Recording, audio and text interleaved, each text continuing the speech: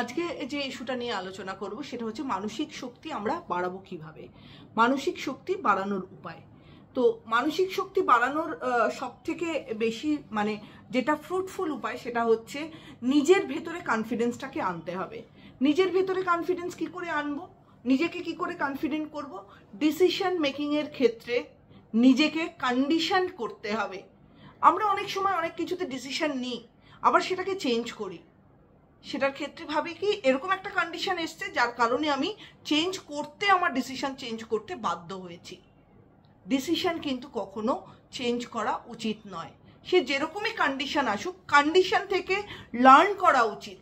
Condition থেকে আমি learn করব যে জিনিসগুলো আমি ভুল করেছি বা যে জিনিসগুলো আমার দ্বারা ভুল হচ্ছে, যার দরুন আমি আমার ডেস্টিনেশনে পৌঁছতে পারছি না বা ডিজায়ার গোলে পৌঁছতে পারছি না, সেই জায়গাগুলোকে আমাকে কোপ আপ করতে হবে। সেই জায়গাগুলোকে নতুন করে আমাকে আবার অ্যাকশনটাকে রিভাইভ করতে হবে। কাজে ডিরেকশন, ডিসিশন গোটাটাই আমাদের নিজস্ব। এটাকে কিন্তু নিজেদের মতন করেই চালিয়ে নিয়ে যেতে হবে। আর এক্ষেত্রে কিন্তু নিজের মেন্টাল স্টেবিলিটিটা ভীষণভাবে দরকার।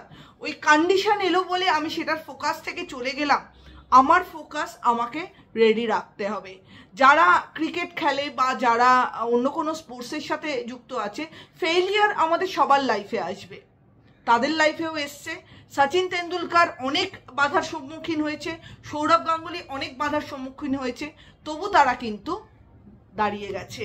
তারা সেগুলোকে ফেস করেছে, সেখান থেকে লার্ন করেছে এবং লার্ন করে সেটাকে রেকটিফাই করে নিজের ডিসিশনের স্টিক থেকে সেটাকে এগিয়ে নিয়ে চলেছে।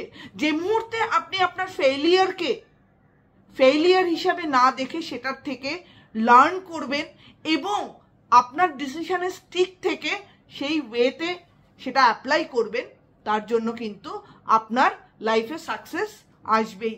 এবং এটা যখনই করতে থাকবেন, এক এক করে যখন আপনি সাকসেসের এক একটা সিঁড়িও আপনি কভার আপ করবেন, তখন কিন্তু মানসিক শক্তি অনায়াসে, সেলফ কনফিডেন্স অনায়াসে কিন্তু আপনার মধ্যে গ্রো করবে এবং অ্যাট লাস্ট কিন্তু আপনাকে কেউ ডাউন করতে পারবে না। কাজে মানসিক শক্তি বাড়ানোর জন্য নিজেকে অ্যাক্টিভ হতে হবে।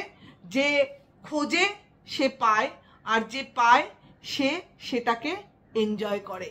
তো খোঁজাটা জারি রাখুন, নিজের ডিরেকশনে, নিজের ডিসিশনে স্টিক থাকুন।